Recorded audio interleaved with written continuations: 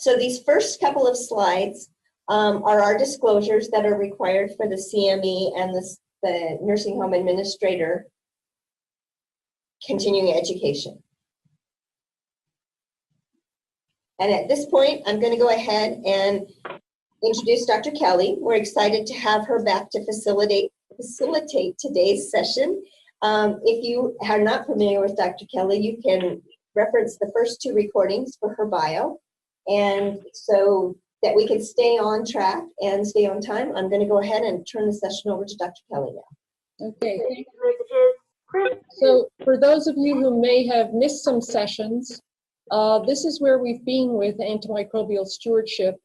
A lot of what we've done so far has been based on the CDC materials, which are up on the website. We talked about the rationale.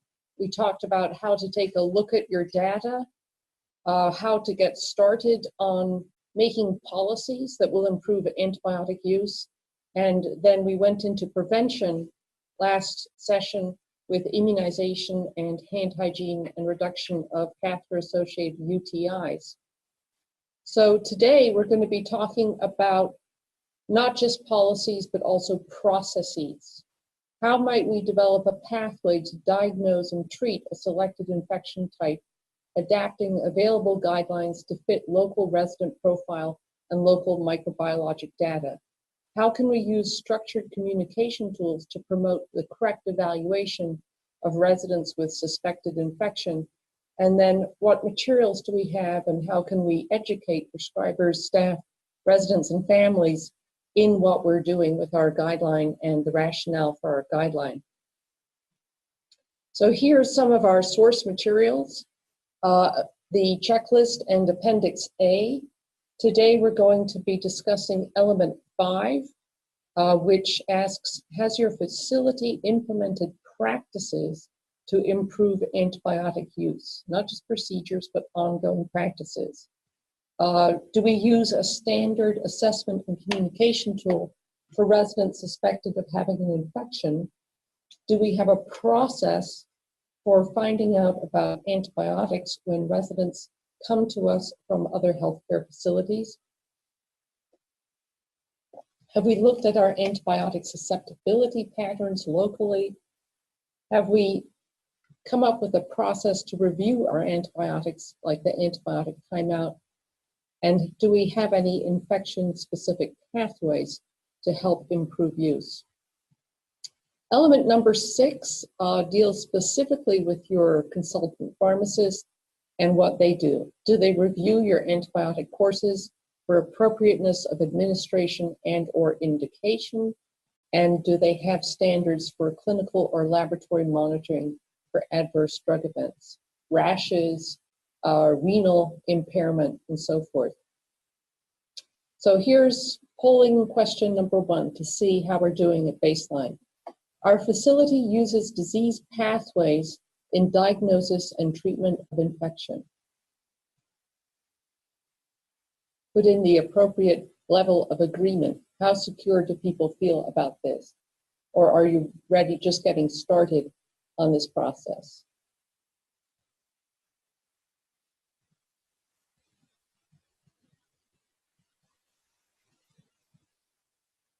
So a disease pathway, as we'll talk about, really goes from the assessment of the patient to the follow-up, to see how the patient's doing a few days later, and a determination of the length of therapy.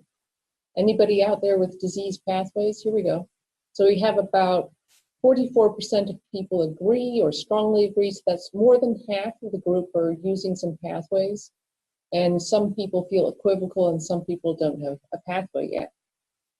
So we'll start talking about pathways. So here's a scenario that is probably quite common in long-term care.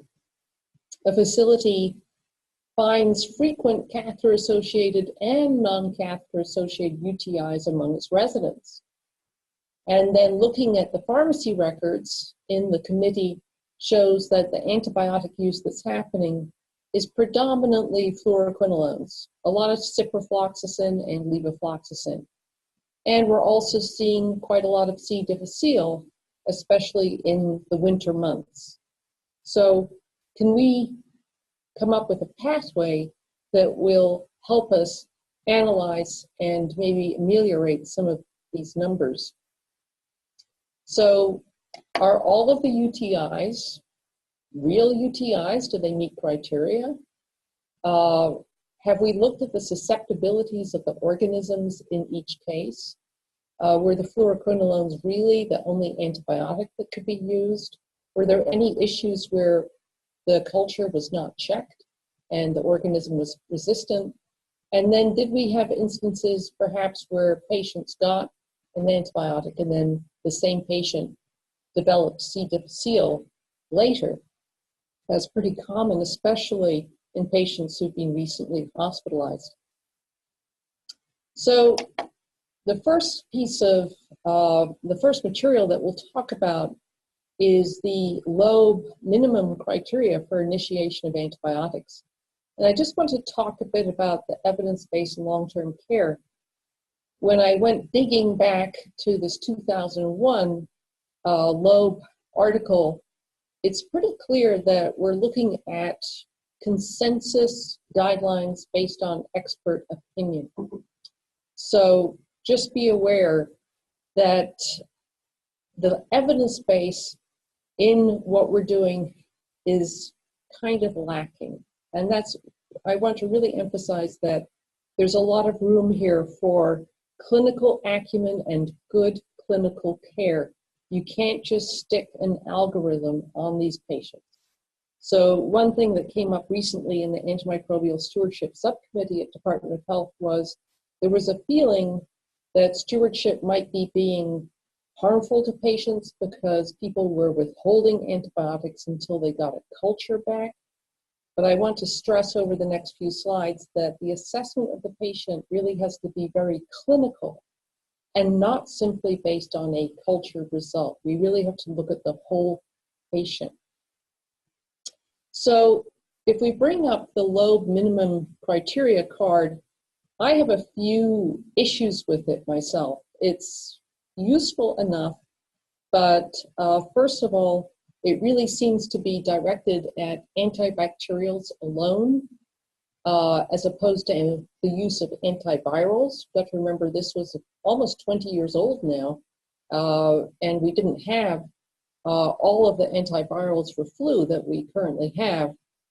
The delirium, if you scroll down here, delirium is mentioned, but it's really not well described, at least not on this card. The other issue I have, if you scroll down a bit, is that they talk about, in the respiratory infection section, productive cough. It's really rare, in fact, to have a elderly, frail patient be able to cough anything up. In fact, that's one of their main issues, is they can't cough it up. So we rarely get a productive cough. Go back to my slide a second here. I just want to see what else I had when I looked through these. This may be the main things. Okay, can we minimize this? Yeah. So, and the other thing is sometimes all you have is undifferentiated fever, especially as the first sign of influenza, sometimes just for a day before you start to see anything in the lungs at all, any kind of cough. And then it's very, very important to know what the real baseline respiratory rate is on your patients. And here at 5,000 feet, or for some of you, you're higher than 5,000 feet, a lot of your patients are breathing quite fast at baseline. And so you're going to need to know what their baseline is so you can compare their real follow-up respiratory rate. Not many people sit and count respiratory rate, but it's really important. So can we do a little better? That card is somewhat helpful. It was the state of expert opinion at the time. The IDSA and the Geriatric Society, I think, were also on these guidelines in 2008. And The problem with these guidelines is they do a lot of complaining about how little evidence there is for everything in long-term care. But they make some key points. First of all is a lot of signs and symptoms of infection are absent in long-term care facility residents. Basal temperature gets lower.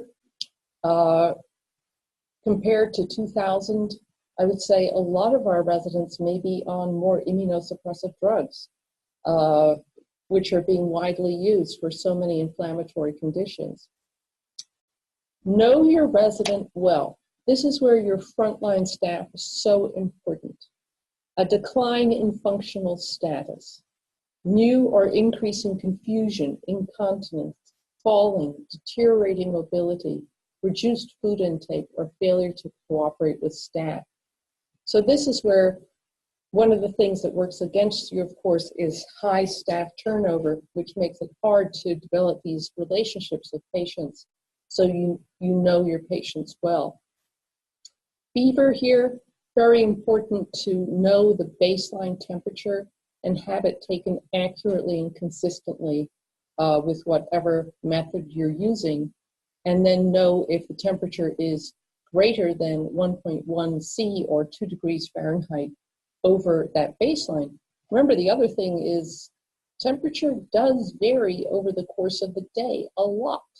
So in infectious disease, we always know those calls are going to start coming around 4 o'clock, because that's when the diurnal temperature variation. Fever is really an exaggeration of the diurnal temperature variation. So 4 to 6 is when the fevers spike, right? So just be aware of that. That's often not a very good time in nursing facility, maybe a change of shift or the end of the day. So the other thing I always used to teach is the vital signs are the vital signs, right? They are so important. And one of the things that we lost in acute care with the advent of the electronic health record was we lost that nice paper chart that hangs over the end of the bed or on the door that showed the trends and showed the baselines. So it's very important to have your vital signs measured accurately and consistently, and not just put down 20 for the respiratory rate, but to actually count. So you're going to use changes in these vital signs, temperatures, pulse, drop in blood pressure, increase in respiratory rate as your part of your clinical evaluation. And then also look at your hydration, mental status on the patient. Do they look dry when you look in their mouth? Do they have redder eyes than usual? Do they have anything on their skin? It's essential if somebody doesn't seem to be right to, as we would say, flip the patient and look at the sacrum, perineum, perirectal areas, and then do an exam, chest, heart, abdomen, and look at any of the indwelling devices if they have IV lines. You can't assume when somebody's off in any subtle way that it's always going to be a urinary tract infection. So it's very important to do a complete assessment. So now we'll talk about how we might develop a pathway that goes from a good clinical assessment to supporting correct decision-making and then following through. So I don't actually have a pathway format for you. If people are interested in creating some kind of format, we can certainly do that. But I know everybody has different ways of how their information flows, that you've probably, if you've done an analysis, you maybe have mapped that, and you have to think about what could we do better in this information flow. So this was a recent article that you might have floating about your facilities if anybody, any of your providers get the JAMA, which a lot of people get free. It's the 4 moments of antibiotic prescribing. So it takes you through these 4 questions. Does the patient have an infection that requires antimicrobials? Not all infections require antimicrobials, right? Cold, runny nose, no. A cough in somebody with no underlying lung disease and no real change in vital signs. Moment 2 would be, have I ordered appropriate cultures before starting antimicrobials? Note here that this is empiric therapy. We do want to get antibiotics on board when the patient appears to need them. They can be stopped later. The other 4 moments, a day or 2 has passed. What's happening with the patient? Did they get better immediately? Is it kind of suspicious that this wasn't really an infection altogether? Is anything growing on any cultures that we ordered? Can I stop antibiotics? Can I narrow therapy based on my culture result? If I started an IV, can I go to an oral therapy? This time period, which is about 36 to 48 hours, sometimes 48 to 72, depending on your time flow with your cultures, is operationalized as the antibiotic timeout. This is a process that needs to be noted down on every patient with antibiotics. And then finally, deciding what duration of therapy is needed for this patient's diagnosis. Not all patients need 10 to 14 days of therapy. So now if we have a patient with pneumonia and they are responding quickly, a lot of guidelines would state you could treat for 5 to 7 days at most. Urinary tract infection, catheter-associated UTI, 7 days. So it's important with antimicrobial stewardship to realize it's not just starting an antibiotic, it's the total volume of antibiotics that patients get. So the duration of therapy is also important. So how can we operationalize the 4 moments and give people a little bit of support in when it might be appropriate or not to start antibiotics? So one tool from the AHRQ that we're providing today is called 12 Common Nursing Home Situations in which Systemic Antibiotics are Generally Not Indicated card, okay? And we'll go over that in a second. The other important use of antibiotics that can be questioned in long-term care is whether or not patients who are terminally ill or on symptom-only hospice care, control of symptoms only, should be given antimicrobials. And this is a conversation that will have to be had with the patient and their family and the provider to see if antibiotics are in fact part of their care plan.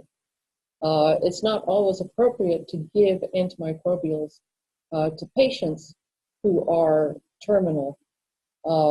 And that's another inappropriate use of antibiotics. And you could say, well, you know, it's just them, but antibiotics are never just for that patient. That patient becomes a reservoir of more resistant organisms that then can be spread to other patients. So there are other ways to manage symptoms. In terminally ill patients, symptoms like fever can be managed very effectively with non-steroidal anti-inflammatories. So let's look a little bit at this card. The card actually has 4 sheets on it, but we're going to be looking, it talks a bit about MRSA, VRE. This is from the AHRQ, but we're going to just blow up and let's go down to the one, I think it's the next sheet, and scroll down on the side. Yeah, right, yeah, okay. We can probably blow that up a bit more, right? Yeah, yeah. So generally, we're not going to give antibiotics if a patient simply has a urine culture that was ordered because of some inappropriate reason, like a change in the urine appearance. We're not going to start antibiotics for UTI if the patient has nonspecific symptoms. The patient needs a more complete assessment. Common cold, runny nose, typically viral. A bronchitis or asthma in a patient without underlying COPD who does not have increased respiratory rate or fever. Be wary of chest x-ray readings in the absence of clinically significant symptoms. An infiltrate that's really a pneumonia will not be there unless you have an increase in respiratory rate in your patient. Sometimes chest x-rays are read as infiltrate when it's actually some fluid overload or maybe some atelectasis. So influenza, get the antivirals on straight away, but do not automatically assume they also need an antibiotic. Advanced dementia, I'm not sure. I'm not sure if I agree with number 8 entirely. So the end of life decisions have to be discussed. Whether or not respiratory symptoms, which can be distressing for family or for patients, can we palliate them in some other way if we think this is a terminal pneumonia?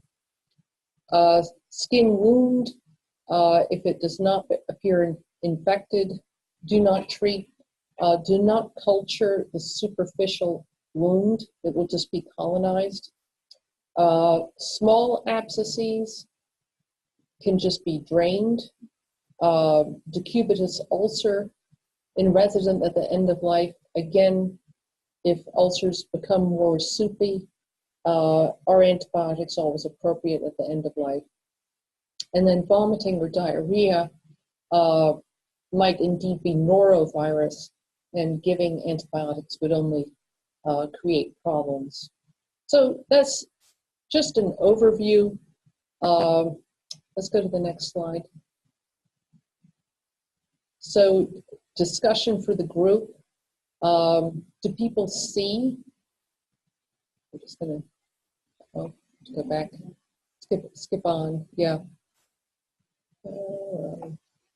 We are about 13, 14, 15. Yeah. There you go.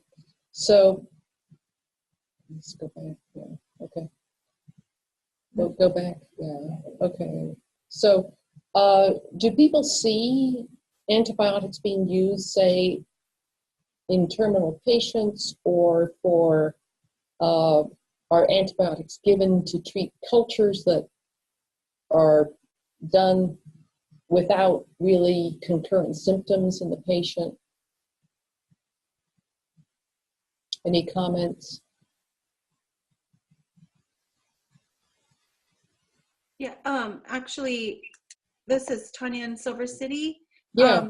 We had quite a few hospice patients come through in the last few weeks. There was one that was suspected to have shingles. So the hospice nurse, because we're long-term care and we contracted with the hospice company. So the hospice nurse was talking about treating that. So, and that I had kind of questioned it because she's already on, with comfort measures, she's not really really intaking a whole lot. So we had a discussion about it, and they apparently decided not to treat it. Really didn't see why we would put her through that. I mean, the goal of treating shingles is to reduce the risk of post-herpetic neuralgia 3 months out. So your patient may not be there 3 months out, I'm presuming.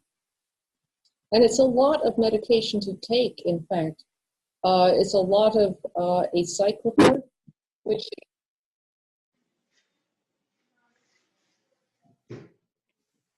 We lost the sound. Oh, yeah. there you go. Yeah, it's a lot of steroids, which can alter the mental status. So, yeah, for the benefit is so marginal there. Mm-hmm. Yeah, and she ended up, she did pass probably about 6 days after that. So right. Are people using a lot of antibiotics for what would appear to be colds? No, some doctors, our doctor will, but we're really pushing to treat the symptoms before anything gets even worse. Yeah. Okay. Well, you're doing better than the NFL then. because Yeah. those guys get antibiotics for colds all the time. Yeah, it's not good for them either. Anyway, so has anybody out there actually had a specific discussion with families for these hospice patients about the use of antibiotics specifically? No. No. It's something to talk about, whether or not antibiotics are really going to help them or just kind of prolong the dying process. Mm-hmm. Yeah. We do have a comment. Uh-huh. We have at times families that will insist on antibiotics for confusion or combativeness, even after explaining that we are not sure that would be appropriate. It is prescribed anyway. Yeah. Antibiotics don't do anything good for the mental status. You know, if an infection is not involved. So again, this is where you have to go back and be able to talk to the family and say, look, we have monitored the vital signs very carefully. We have reviewed the medications. We've monitored this patient's mental status. We think this is what's maybe precipitating it. There was a change in this or that med, or something was discontinued. You know, you have to be able to justify it. But the vital signs are the vital signs, and if you're very careful about how you do them, and make sure that the patient is not experiencing pain because of something like perirectal abscess, something that could be missed without a careful physical exam, for instance, you know, something else is causing that patient to be agitated. If they've been carefully evaluated, you have to be able to defend your decision to that family. So operationalizing the 4 moments: structure, communication, the patient assessment. AHRQ provides a medical care referral form that we can look at. The other things that I think are also important in the patient assessment are the change in respiratory rate, not just the respiratory rate as it stands now, but make sure to communicate how it's changed. And then also any change in glycemic control. Sometimes the first sign of something wrong will be a patient who usually has the morning glucose of 130 being a finger stick of over 200. That could be a sign something's not good. So we can take a look at this referral form.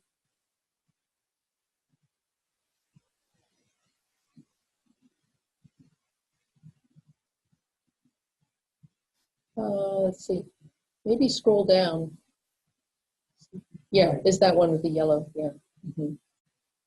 So this provides for standardized communication with the patient. Again, you'd kind of like to know what the baseline is on all of these vital signs. You can scroll down a bit. So they talk a little bit about the vital signs, but they don't really communicate the changes that well. I think that's important. What you might suspect, these boxes here are kind of a summary of those lobe minimum criteria. So you're giving the clinician the information that they need to start to decide whether or not to start an antibiotic. Again, you don't have cultures yet. This is all of a clinical assessment. You don't usually have cultures here because unless there's been some kind of delay, I wouldn't expect these cultures to be available. Unless you have amazing fast turnaround on your flu test or your norovirus test with your local lab. Okay, let's go back to the slides.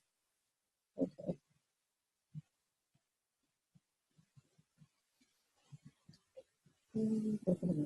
There's the PowerPoint. Yeah. Okay. Top row, third over. Up one. Down. Okay, over. There's the PowerPoint. Yeah. Okay. Okay. Oh, that one. Okay. All right. So Facilities have structured communication tools they're using with prescribers. Are they working for you? Do you think they communicate everything? And this is a tool that's available out there. There needs to be some initiative when it's used to note what is new and different, especially in the vital signs. Do people have a tool? Anybody type in comment?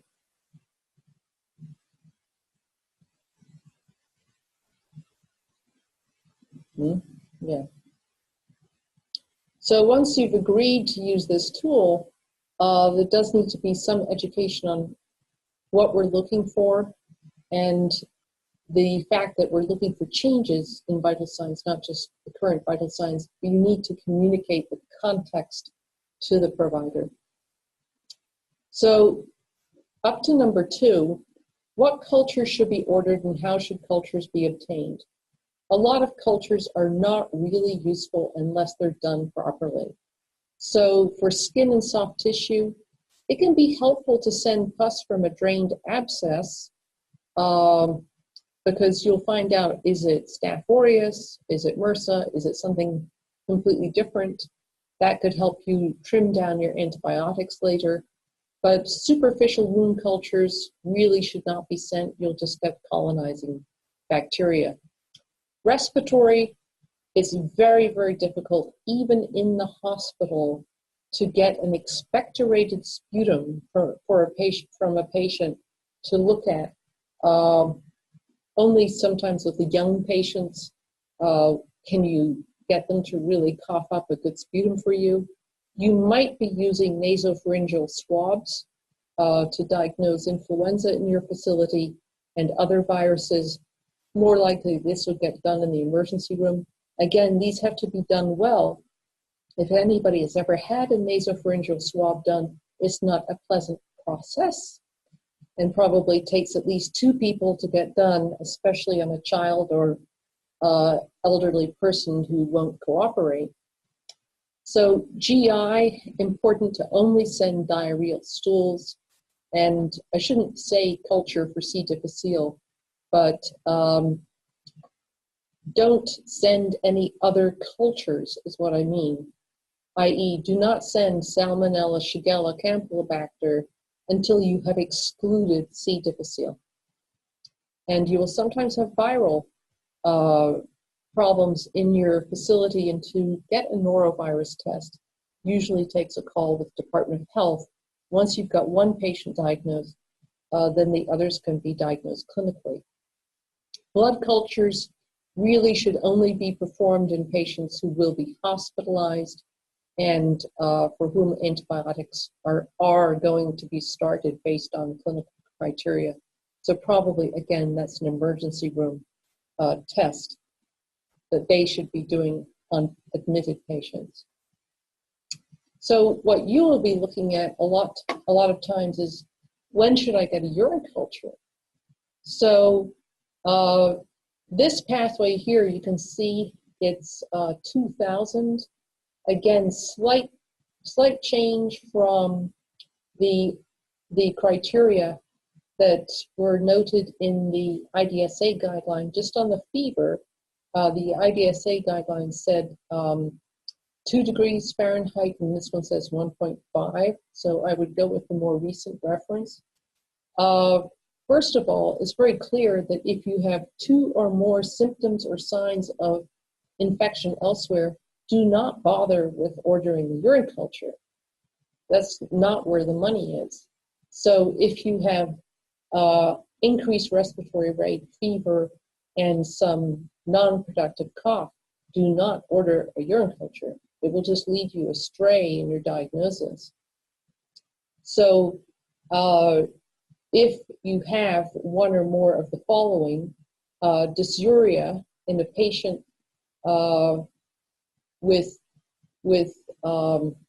without a urinary catheter, and then with a urinary catheter, new or worsening, this should really be, this is a little confusing here when I look at it, I'm sorry. With the urinary catheter, only order it, the urine culture, if you have new CVA, tenderness, shaking, chills, rigors, or new onset of delirium. That urinary catheter there in that box on the left, I'm sorry, that does not belong there. That really should be for patients without the urinary catheter. So order the urine culture if you have 2 or more of the new onset burning urination, new or worsening urgency frequency, and for patients without the urinary catheter. The other thing is with patients with urinary catheters, always replace the catheter prior to culture. Never ever send a culture on an old catheter. Okay. So we'll change that. There's that one urinary catheter is confusing there. So this diagram is a little confusing. I would look more on the right side and say, if we have a urinary catheter, the criteria are a little higher than if we don't have the urinary catheter. So moment number 2, selecting the right antibiotic. There is no, if we're talking about UTI, in this age group, there's no one antibiotic that I can tell you is the right starting antibiotic for your patient in your facility. So, first of all, you're going to have to know the context of the patient. Their allergies, any results of prior cultures, recent courses of antibiotics, concurrent medications, weight, and creatinine clearance. What is their renal function? So this is all information that if the provider cannot log in and see it, needs to be given to the provider to make the right choice. Since this is already probably a lot more complex than people realize. Have a discussion in your committee about your antibiogram. What choices should we have based on our antibiogram and the formularies that we're working with? All drugs have issues. So fluoroquinolones that for years were marketed as very easy to use drugs actually have the highest risk of C. difficile. They have effects on the CNS in the elderly. Black box warnings are on them for Achilles tendon rupture, and now a new one, risk of AAA rupture. So believe it or not, this black box warning says do not give to people at risk of aortic aneurysm, hypertension, high cholesterol, and those are all exactly the patients who tend to get these drugs. Trimethoprim sulfa, if the patient does not have good renal function, usually around a creatinine clearance of 40, probably should not be used. And again, many people might use a one-size-fits-all for UTI, which would be a double strength of trimethoprim sulfa twice a day. But for a tiny elderly person, often a single strength twice a day is an adequate dose. Cephalosporins are being used more now, I think, for UTI because of the issues with fluoroquinolones. They do have a downside in that they often need to be dosed more often, such as 4 times a day. In the emergency room, you'll often see people attempt to dose Keflex 500 milligrams twice a day. It doesn't work. That gives you long periods of time with no Keflex on board. The other thing about dosing your antibiotics is if you write QID, it only gets given kind of during the working day as opposed to Q6 hours. So those are all considerations when you're coming up trying to make an order form for your clinicians to look at. So the other issues are the standby drugs, nitrofurantoin, an oldie. Fosfomycin is a newer drug that are oral for UTI, but they only work for bladder infection. They do not work if patients have systemic symptoms. So let's go back to that. Put it forward one. Okay. And we do have a comment in the chat. Comment in chat. Our provider had explained to us not to obtain a urinalysis when they have a chronic Foley, due to usually always coming out positive for something, and to treat the symptoms when first noted. Yeah. So the role of urinalysis in your patients, I don't think the urinalysis is useful at all in this population, because if you have a chronic Foley in, there will be bladder inflammation and the bladder will be colonized with bacteria. You'll get a positive urinalysis. Even in this population without a Foley, you'll often get positive bacteria and some white cells. The bladders are not the bladders of young people. So they're not all that helpful. If you had somebody without a Foley and you knew that their baseline urinalysis was pretty clean, and then you sent another one and it was wall-to-wall white cells, fair enough. But again, don't be surprised if you see 5 to 10 white blood cells in a urinalysis in an older person. It may not indicate a UTI. So just to talk a bit about nitrofurantoin and the other drug fosfomycin, these are really not antibiotics, they're urinary antiseptics. So a recent IDSA guideline kind of shocked everybody because we viewed these drugs as kind of weak, old drugs. And in uncomplicated UTI in younger women, under 35, not pregnant, nitrofurantoin was recommended as first-line therapy because of the downsides of ciprofloxacin. So that shows how things have changed in UTI treatment. But again, the symptoms have to be limited to the bladder only with no systemic symptoms. Recurrent UTIs probably not working. And you need, for both of these drugs, nitrofurantoin and fosfomycin, a pretty good creatinine clearance, because the kidneys have to process these drugs reasonably well so that they get into the urine and get into the bladder. If you have renal failure, they're not even going to get into the bladder.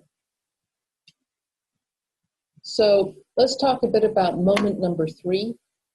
Review at 48 to 72 hours after your prescription. What are my culture results? Is the patient responding?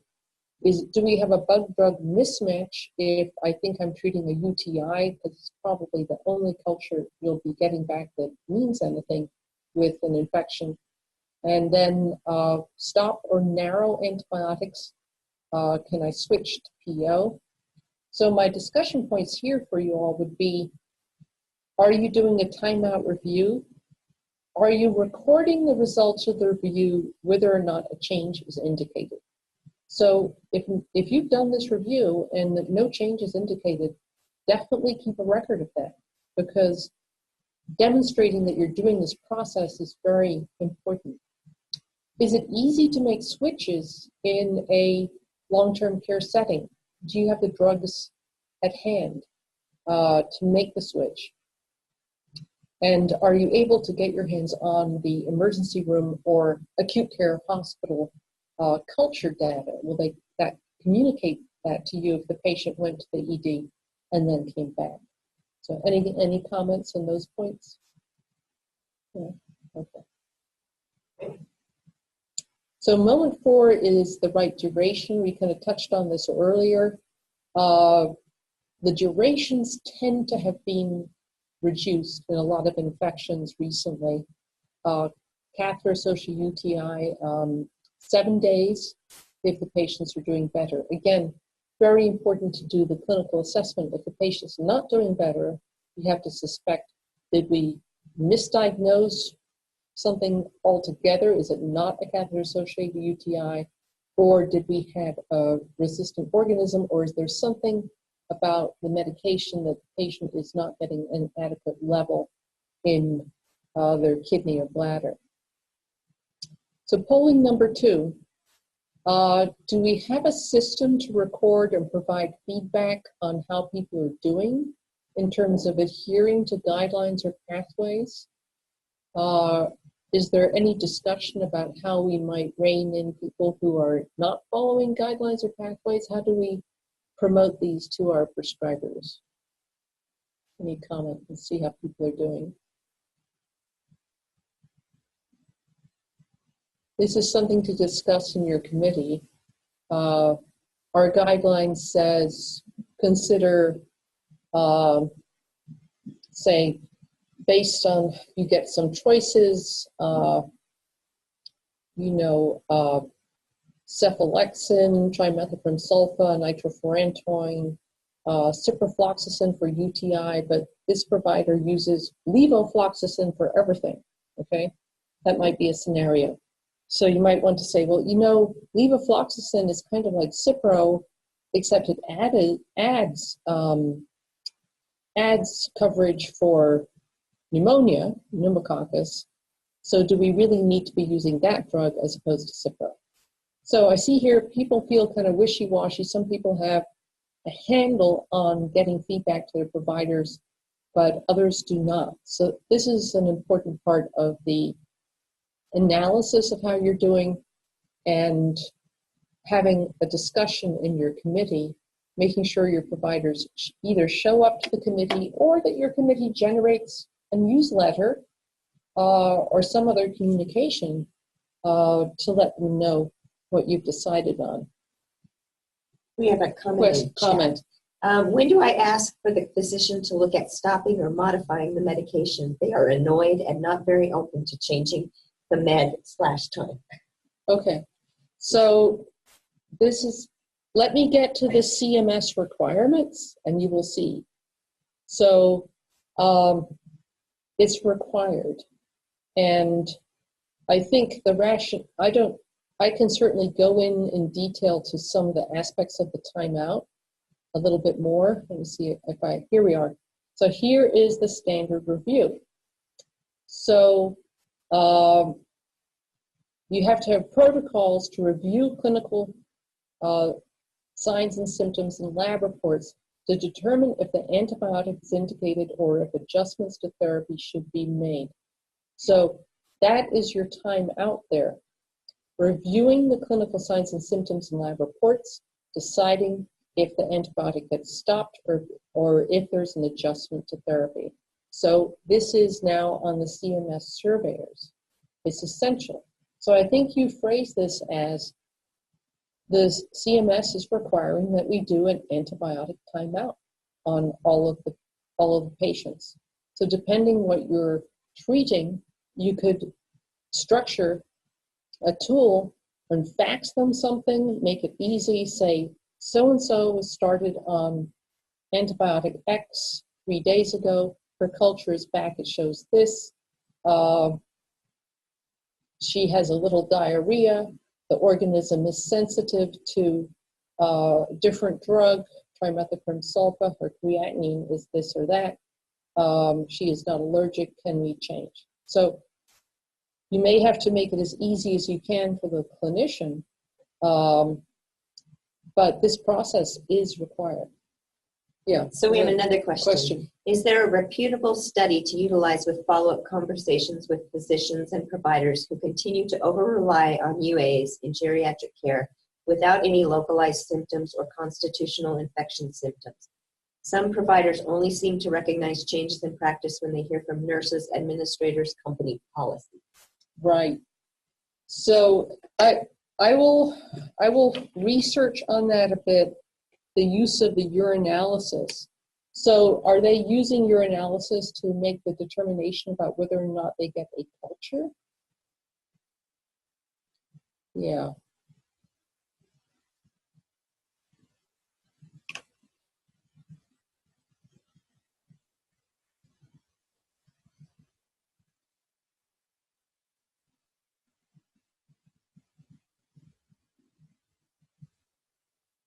Yeah. Right. Let me look into that a little bit. But really, the urinalysis can fool you either way. It may not show if a patient has significant infection, and if the patient could be quite ill, have a negative urinalysis, and the real issue is that the patient doesn't have a UTI. So it really has to be taken in context. Let me just finish up with the CMS standards review here. You should be using infection assessment tools or management algorithms. So again, that communication tool, we're looking at the vital signs, any concurrent symptoms, the lobe card, a process for periodic review of antibiotic use by prescribing practitioners. Again, that's your committee where you're going to sit and look at what's going on. Protocols to optimize the treatment of infections by ensuring that residents who require antibiotics are prescribed the appropriate antibiotic. So that also is that the timeout, which relates to your question about meeting that check 48 to 72 hours after the initiation, and then a system for the provision of feedback reports. So the committee has to give some guidance as to how everybody's doing with prescribing and what you're finding. You know, if you're in a situation where, you know, the other thing about people not wanting to be bothered is that if they're always prescribing something that needs to be changed, then they need to change what they're prescribing as first-line therapy. So when you do your feedback, think about saying last month we had so many prescriptions for this and they all had to be changed because the organisms were resistant, right? So to make it easy for everybody, we're recommending a switch in our first-line therapy for condition X, right? So doing good care will actually be less burdensome if no change is required. So here's a GAF analysis tool that I developed just to break down what some of these requirements are and to see how people are coming along. Give your committee maybe something to focus on. It's a Word document. Is that it? Yeah. But it's being made to look really nice now by Health Insight. So actions to improve antibiotic use, a policy for appropriate documentation, the facility-specific algorithm for assessing residents. When they say facility-specific, that does acknowledge that not all facilities are taking care exclusively of elderly patients. So there may be some different criteria that are needed if your patients are, say, more younger trauma patients, etc., with indwelling devices. Use the facility-specific algorithm for appropriate diagnostic testing for specific infections. So what that means is that you've decided what tests you can do in your facility and what tests the patient or the resident may have to go to the emergency room to get. And then facility-specific treatment recommendations for infections. Say our patients don't have many resistant organisms in the UTI. We've elected not to use fluoroquinolones because of C. diff. Perhaps we're using Keflex or Bactrim depending on the patient's allergies and their renal function. Assess and refine the list of antibiotics on the medication formulary. What are we holding so that if patients need to be switched, we can make that switch in a timely fashion. So action to improve assessment and communication. Do we have a standard tool that everybody uses? A process to get antibiotic information whenever we get a patient from another facility? Have we communicated the facility antibiogram? Have we implemented antibiotic review or a timeout process and track that to see are recommendations taken? How many changes need to be made? How appropriate are the antibiotic courses? Are they too long? And do we have a way of looking at labs for adverse events, reporting and thinking about rashes?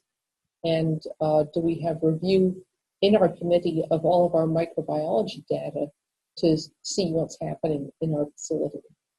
So that's just a laundry list of actions to be taken as you meet. So who has put a process in place, as opposed to just a policy, which you disseminate, and then you do have to monitor how well people adhere to the policy. But is anybody out there doing an ongoing process, such as review, and as you said, call? And are you documenting the response to those calls and the actions taken and the recommendations that are being made, the findings on your timeouts?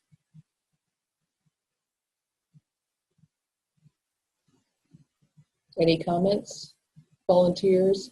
I think people may still be typing in. Yeah. So we did have one caller who said when they call the provider doesn't want to hear the timeout, doesn't want to make a change, right? And then there was a follow-up to the urinalysis. Right. They said they send the urinalysis with culture to rule out without symptoms and don't always appreciate feedback from nurses on their practice. Right.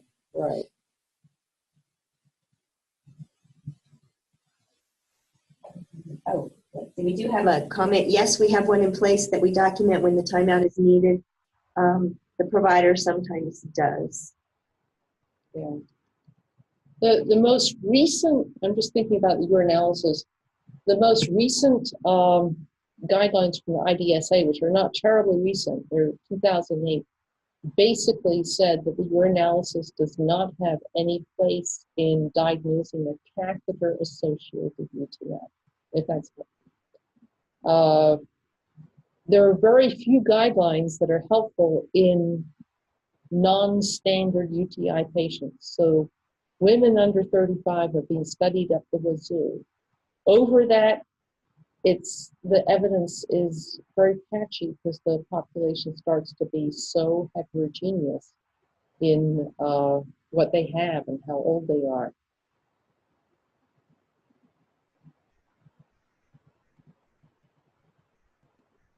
I really don't think that a urinalysis adds anything to a patient who can tell you anything about their symptoms. I'll tell you that. They amended the comment that it says, we explain to our provider the guidelines and the importance of the timeout. Right, good. Explain the importance of the timeout. And now you can tell them, we have to do this for our CMS survey. We have to do a timeout. Okay. So let me ask on the polling question, do you, because we're going a little over now, maybe I'll skip this. Facility includes residents and families in the antimicrobial stewardship through education and communication. Any comment? Put in your answers. And then I'm just going to quickly show you a couple of tools for family communication.